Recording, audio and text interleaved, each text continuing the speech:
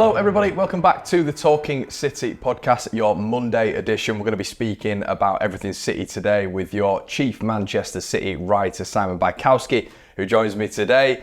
And what a place to start. City six of the best. I think I said it would be 6 or 7. 6 of the best against Bournemouth in a quite staggering performance at the weekend. It just shows City are still on their pomp even without their best player. Si, one introduction. How are you doing, mate? Yeah, good. How are you? Good. Very cheery for a Monday morning. I am, mate. I am. And I was up at about 5:30 as well. I was up at about 5:30, just one of those where you wake up, can't get back to sleep, doing the show notes. Just a really exciting morning, you know. Good, yeah. I definitely wasn't up at 5:30, but there we are. But yeah, someone who was up for it at the weekend was a certain Jeremy Doku. But before we get into that, mate, the lineup for City was so interesting at the weekend. Obviously, Doku came in after Grealish had a couple of really good performances. Kovacic in beside Rodri, 4 centre-backs again, which, you know, a bit of a cry back to last season. Were there any surprises there for you? I think it was kind of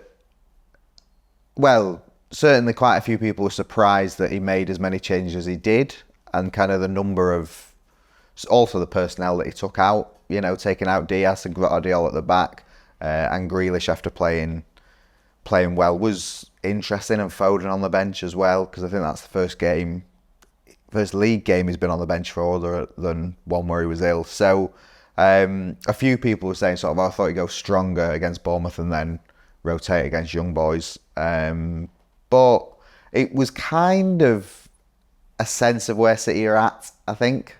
You know, they beat Fulham 5-1 earlier in the season at home, and the performance was kind of nowhere near what it was on Saturday. And it wasn't still, you know, they tailed off quite badly in the second half on Saturday, but they still scored another 3 goals. It feels like they're now in that groove where they can rotate and they can bring players back in and they still look good. So Akanji and Ake came in at the back, and Doku kind of ran the show, and Kovacic was in as well, and then, you know, Phillips and Nunes get a bit of game time in the second half. So it was a positive day. It was hard because in the sense that, like, everyone thought City would win easily, and they won easily, but you still have to win easily. And, you know, credit to City that they did while making those changes and not playing their best 11. Yeah, 100%. I mean, we were speaking before, and it's difficult not to almost be cocky about it when you're talking about City, isn't it? And you know, as a reporter, you'll feel it yourself, but it was one of those games where I think you bang on that when you said they're in the group, it's almost in just this flow state right now. They're just really hitting, and we'll get to the other team's results as well a little bit later on in the podcast, but there were so many top performances, and there's no better place to start really than Jeremy Doku. I mean, I can't remember a player getting 4 assists in one game, and obviously the goal, but I think he had about a 20-minute spell in that first half where he was literally unplayable. I mean, was that his best game in a City shirt for you? Yeah, it was. And, you know, he's been brought in to unlock kind of teams that sit really deep. And Bournemouth sat really deep, and for about half an hour, City hadn't created very much. And then between minutes 30 and 38, they scored 3 goals because of Doku. So it was like he basically won them the game by doing exactly what he's been brought here to do. So yeah, it was really, really, really good from him. And he played the full match, and you sort of see, like, you know, there's times where he's attacking near the end and he like dribbles the ball straight out of play and things like that. Like, it's not going to come off every time, but he had enough, and he had it on the left and the right. He was really, really sensational. He was, and I mean, there was the assist where he sort of rolled it. I think it was the second assist he got where he played it into Bernardo's feet or whatever, and that was just an incredible bit of skill and agility. But the first one, it's exactly what you said. It was almost the goal he scored. It was a bit static from City. They were doing the City thing where it's, you know, the 4 centre backs were almost nearly camped on the edge of their box, but nothing's coming off really. And it was just that injection of pace, wasn't it, for that first one? He thought he just took it upon himself, and it's crazy to see that ability level that he can just switch that quickly and just turn the game, really. It looks, like you say, static, and then suddenly he's beating his man and he's done something. And then for the one for Bernardo's first goal, it was, I mean, I likened it to like Peter Beagrie for the older generation. Great reference, Bradford City legend. But like, you know, but I remember him growing up just like beating the same man about 8 times, and you're like, why don't you just like go on and beat someone a bit more? But, you know, Doku had Mepham up against him in the box, absolutely schooled him, and then sort of waited for him to recover so he could do it again, and then slip Bernardo the ball. And, you know, Pep was saying afterwards, like, when he gets the ball, the crowd are excited, I'm excited, everyone's excited to see what he's going to do, and he is a real, he's really fun to watch. I was really surprised how isolated they left him at points. So, like you just said with Mepham, it felt like on several occasions that he was just 1v1. It's a recipe for disaster, isn't it? 1v1 against him. Yeah.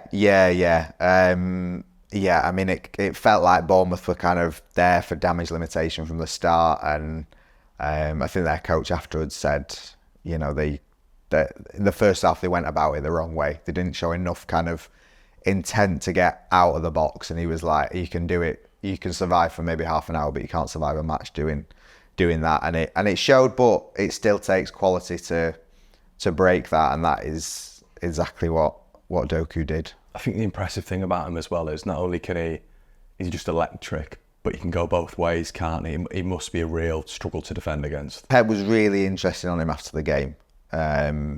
He sort of said we need him to be on the left and the right, but he was sort of saying as talented as he is, with what he can do, he's also making like really smart football decisions. And as much as we can see him as this like pacey, tricky, sort of instinctive winger, like his footballing instincts and his sort of knowing what to do when is brilliant. And like, you know, Guardiola's teams operate on their footballing players being really intelligent with the ball, and like Grealish also, you know, not the sharpest, he will admit, in normal life, but his footballing brain is incredible.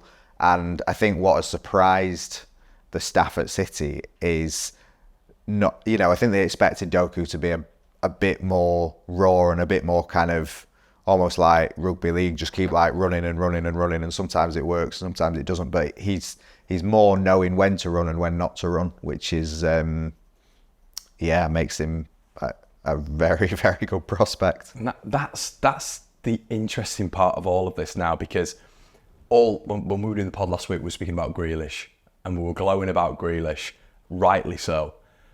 But now you're looking at it, and I'd have maybe put Grealish a little bit ahead just in terms of that football brain, and maybe the rawness kept Doku back a little bit. But a performance like that at the weekend, an almost coming-of-age performance at Manchester City, and Pep saying, you know, the exact same thing as what you just said, it's the footballing brain. Now I'm watching him at the weekend, and he's not making a bad decision. That every sort of decision is executed very well, but it's the right decision as well.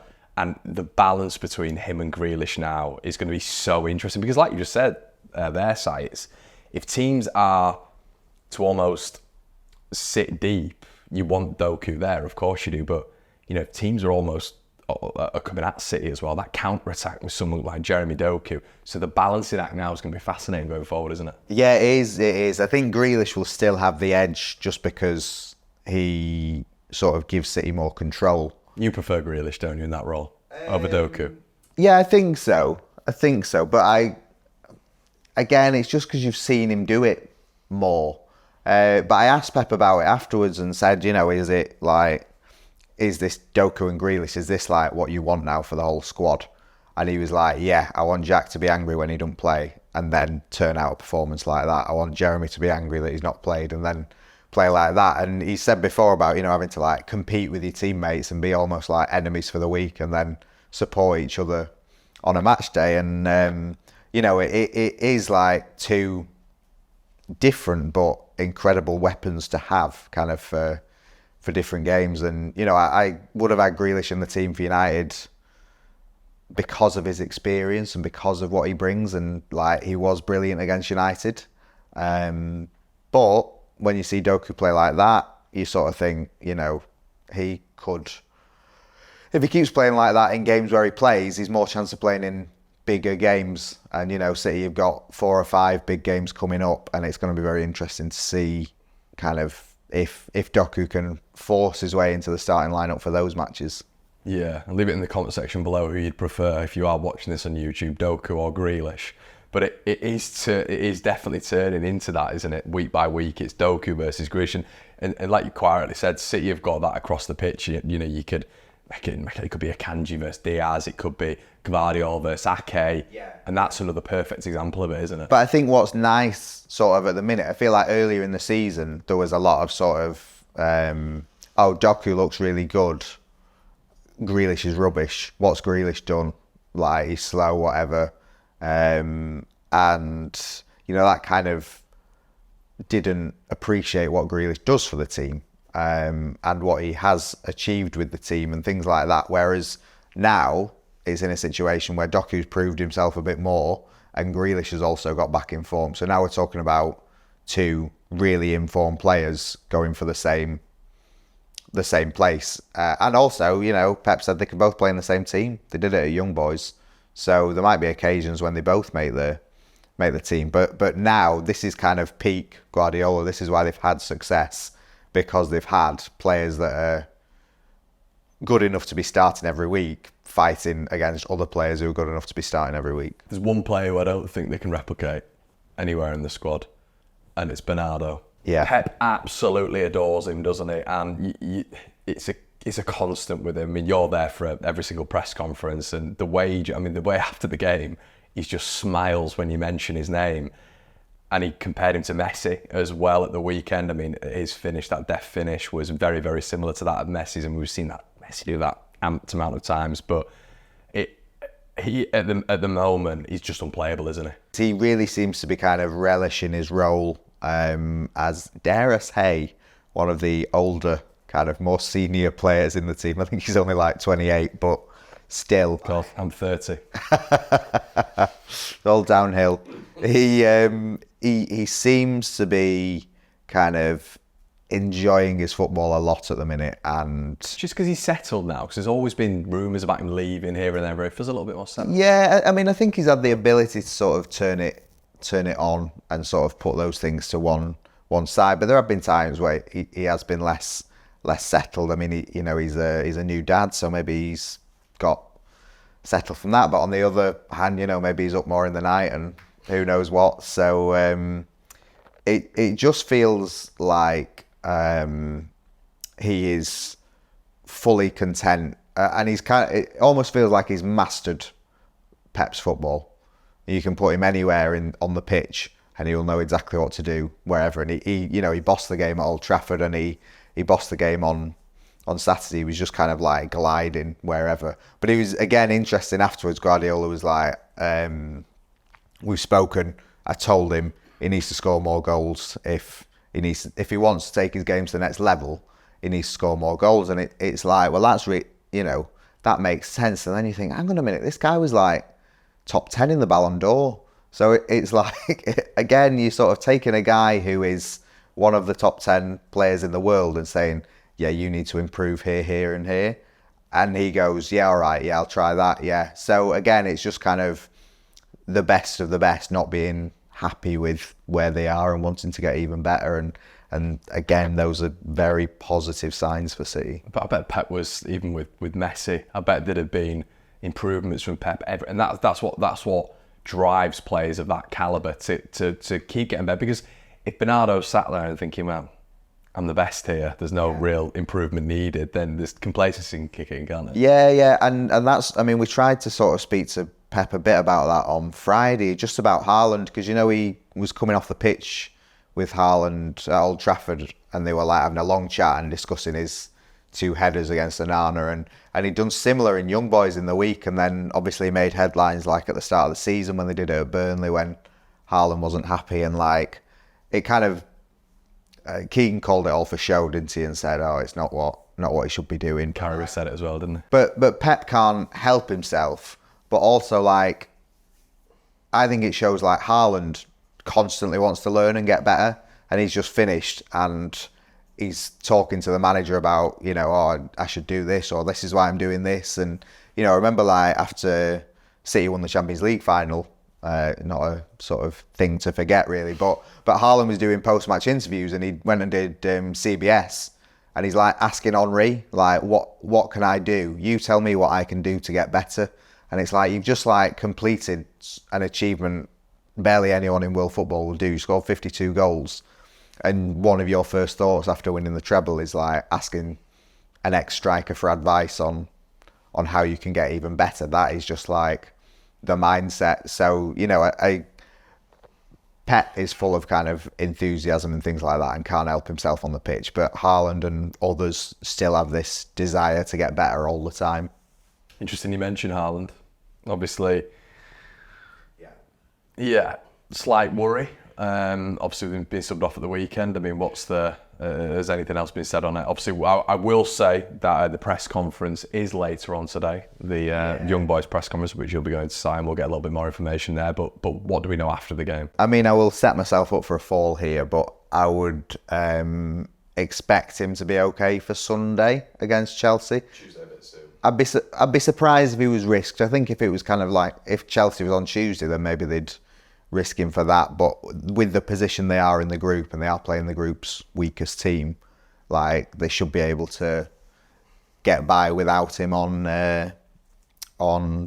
Tuesday against Young Boys, and kind of keep him wrapped up on doing whatever he wants until Sunday. They will train today, and we'll be able to see whether he's out training. But again, I'm not sure too much can be read if he isn't training, because he has quite an individual training regime anyway. So I would be surprised if he was unavailable for Sunday, but it might be kind of, we don't really know until Sunday whether he is. From your position as well, obviously with this game at the weekend, wasn't able to do normal Haaland things at the weekend, but that's expected when maybe you've got 3 or 4 defenders just all on him at once. I don't know about you, but especially at the weekend, I was noticing City put the ball into the box a little bit more.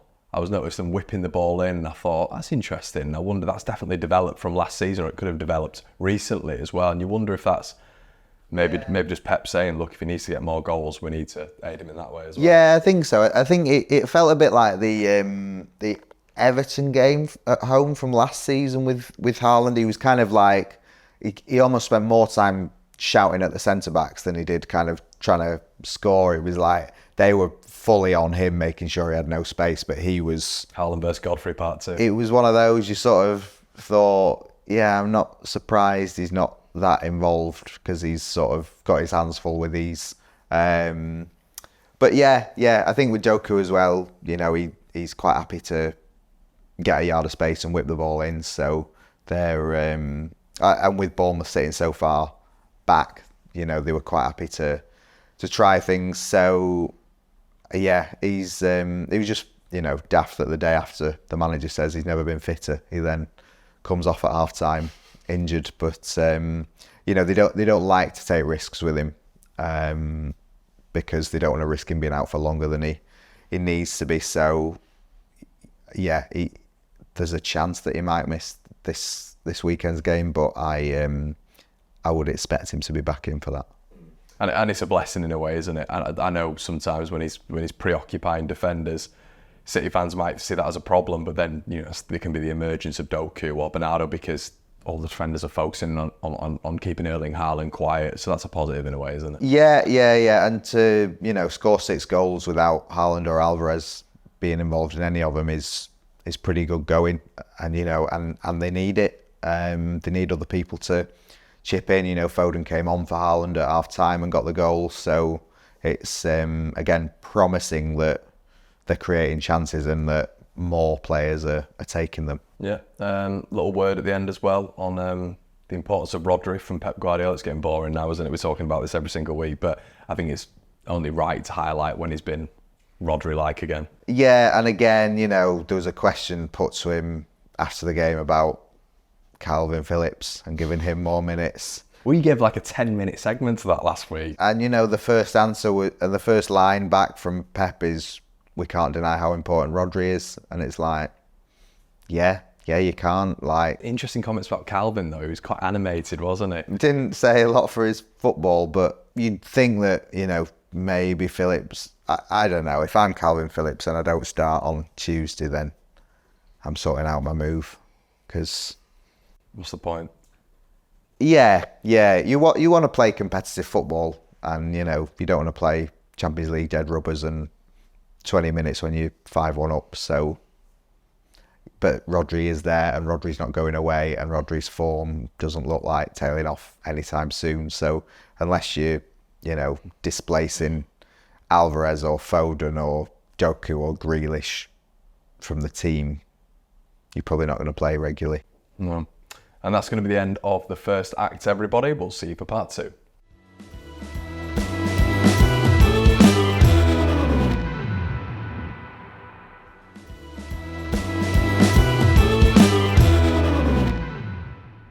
Hello everybody, welcome back to the Talking City podcast. Before we start, I'd like to direct you to our women's magazine. The Women's Football News is a brand new monthly magazine packed with news, interviews and expert opinion. Whether it's the legendary Lionesses, grassroots or expert analysis of the women's leagues, Women's Football News has it all covered. A brand new monthly magazine packed with news, interviews and expert opinion. Don't miss Women's Football News. Pick up a copy today from participating retailers. Women's football is here to stay, and so are we. So Sergio Gomez, obviously found out last week and obviously before the game that he was injured. What can you tell us about that? He's on crutches.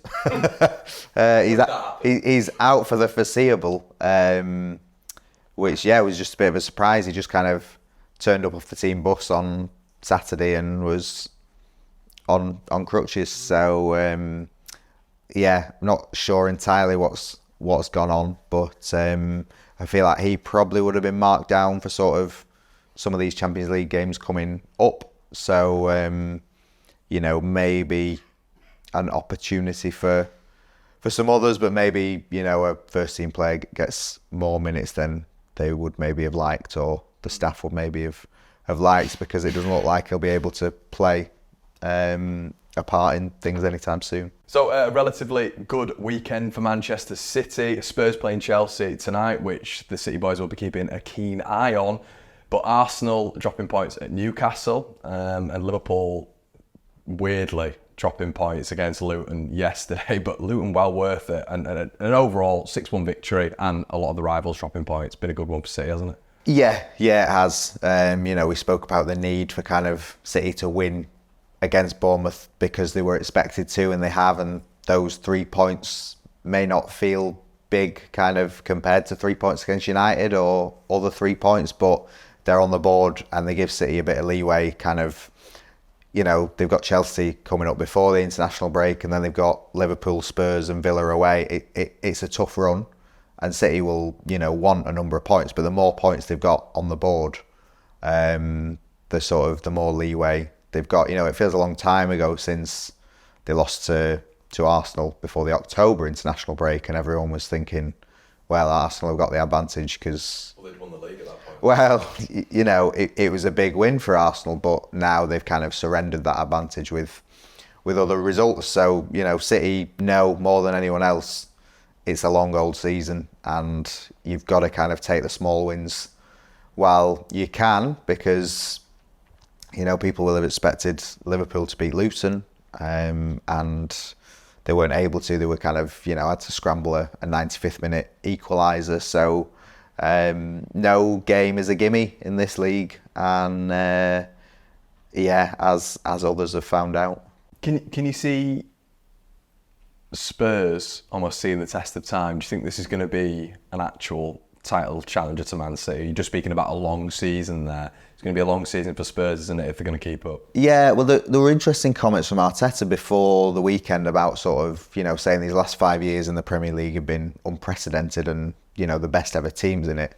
And City and Liverpool and last season Arsenal have been responsible for that. So because of that, you kind of would think that those three will make the top four. It's because the league is so hard. Just like last season, Arsenal started really well, and it was so hard to think that they would go the distance because they hadn't done it before. So this is where we're at with Spurs this year. Like, they look really good, but how long can they keep it going? Because we don't know that they can. I was listening to a phone-in yesterday, maybe.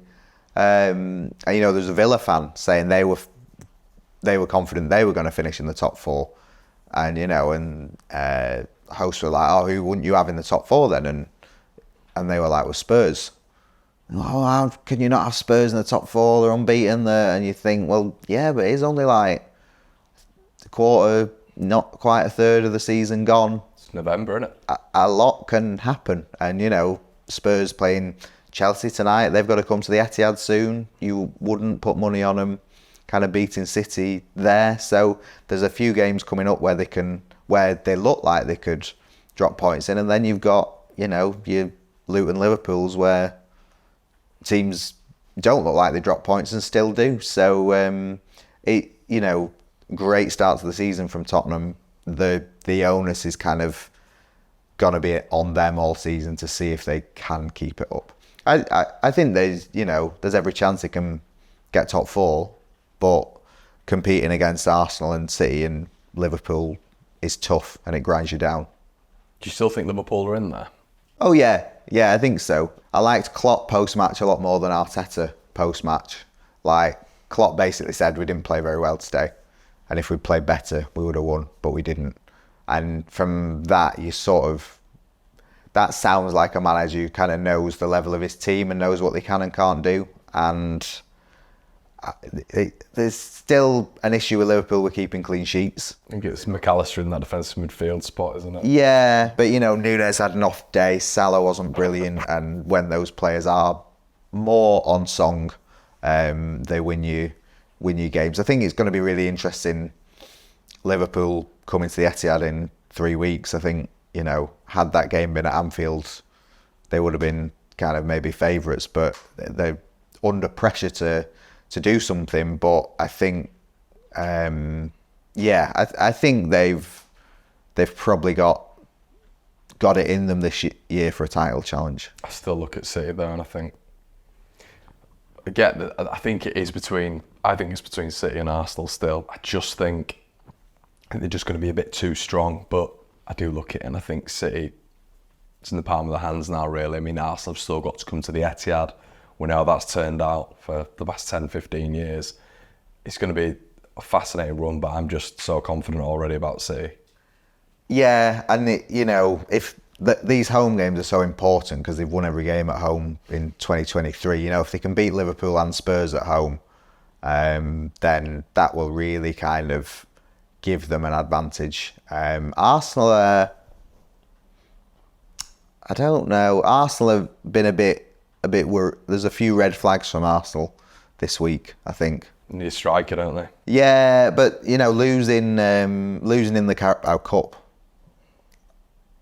not to take anything away from West Ham, but it kind of felt a bit needless. You know, because City are probably at the point where like, oh, you know, if we're beating Newcastle, it would be very much opened up for us. But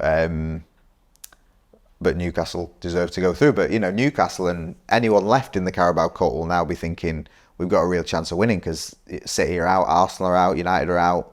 And I don't think you can underestimate how important those trophies are. It was City's first win, you know, under Guardiola. Eric Ten Hag was speaking at the Footballer Writers Awards on Sunday, and he was like, you know, maybe it was a small win for them winning the Carabao Cup, but it was a win and it brought them all together, and it was like recognition of we are going in the right direction. And I sort of mentioned before Arsenal kind of the difficulty for them having led the league for most of last season and then getting caught by City. Like, it can propel you to try even harder, but it can also deflate you because it is really tough to take and then to go again. So something like a cup run would really kind of keep that momentum and keep that feeling within the squad of like, yes, we are doing what we need to do. And I think it's proven as well at the minute with City that they can be hunting you down, and they can still be almost as dangerous as just being ahead by 8 to 10 points. They've got it both figured out, haven't they? And City are the perfect example whereby they want to win the Carabao Cup. They love winning the Carabao Cup, but going out of the Carabao Cup doesn't necessarily matter if you can win bigger things. And like when City went out of the Carabao Cup, the worry was that they played a stronger team at Wolves at the weekend and lost that one as well. So it was like, you've kind of got the worst of both worlds. And Arsenal went out to West Ham at the weekend and then went up to Newcastle and lost as well. And, I'm not saying they lost at Newcastle because they lost at West Ham, but it kind of, 2 defeats in a week is not great. And especially 2 defeats where, the managers left ranting about the referees and the club are putting out statements, and it doesn't feel very settled. And it's the same for City. Have had it before when they've been in bad runs of form and you focus too much on refs or things that are going against you, and you feel like things are going against you, and that starts to chip away at stuff that you're doing well, and you start to sort of blame that on this preconceived idea that everything's against you, and it's not helpful. No, it's nice for City though. Part 3, everybody, we're going to be speaking about the Young Boys game. See you soon.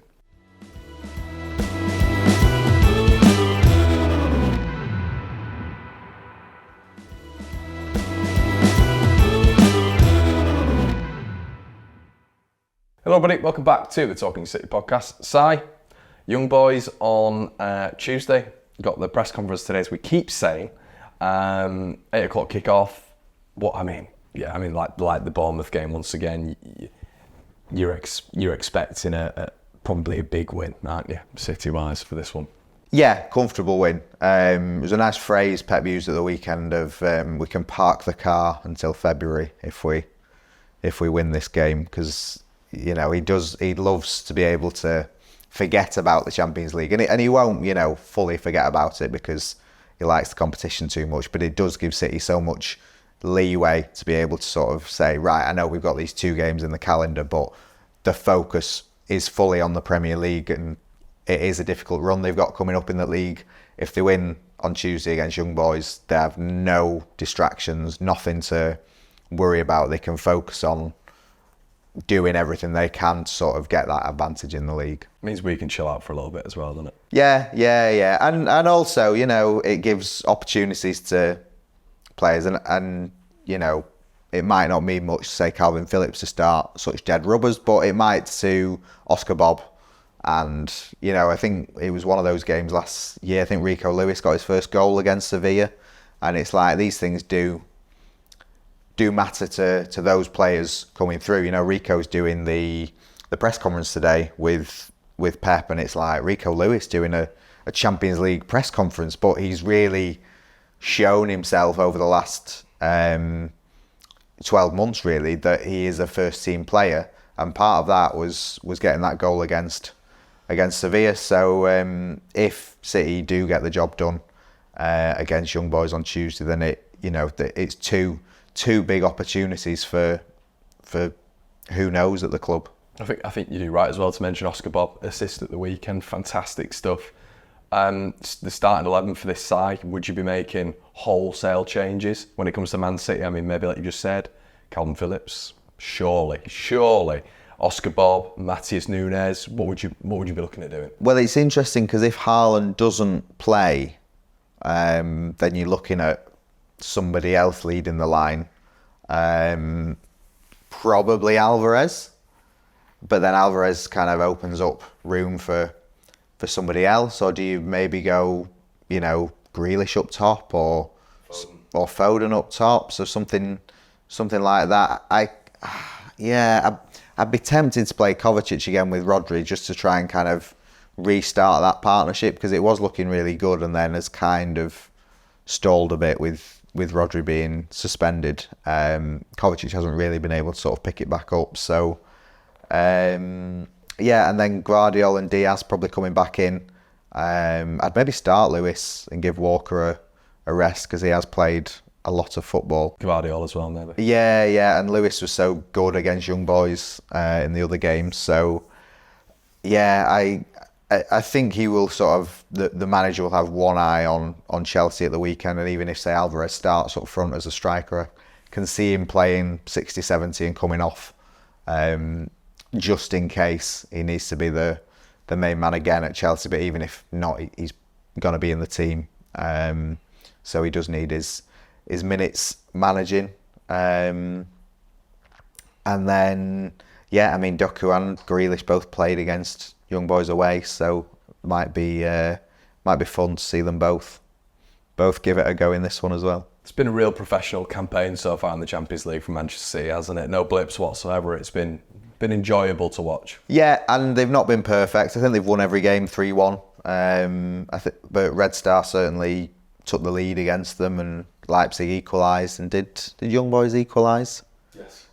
Yeah. So they've been behind or level in every one, but they've got the job done. And you know, people moan about City getting easy draws and whatever, and you know they do to an extent, but it's because the coefficient is so good and they keep winning the league, so they're among the best teams. So they're never going to face the best teams because they are one of the best teams. But also the job that they do to get through it's kind of been one of the things that Guardiola has done at City and the players have done that has elevated them to one of the best clubs in Europe, because they're never in doubt of going out. You know, they never have a shock result in the group stage, really, because they take it so seriously, and that is, you know, why they're seen as one of the heavyweights in Europe, as well as they go to the last stages. But like, you can't even imagine that they would be in the Europa League or anything like that, because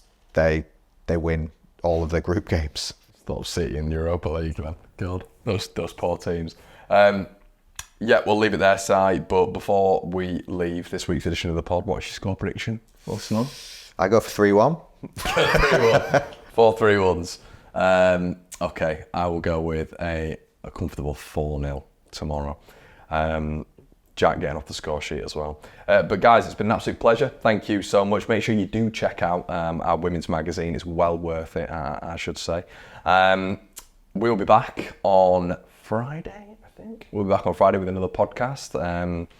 But follow the Manchester Evening News, the Man City side of it, for all of your young boys coverage as well. Really appreciate you stopping by today. Make sure you leave us a 5-star rating, all that good stuff. If you want to see this in visual colour, quoting Dan Murphy, head on over to YouTube, give us a like, comment as always, and please subscribe, and we'll see you in a bit. Cheers.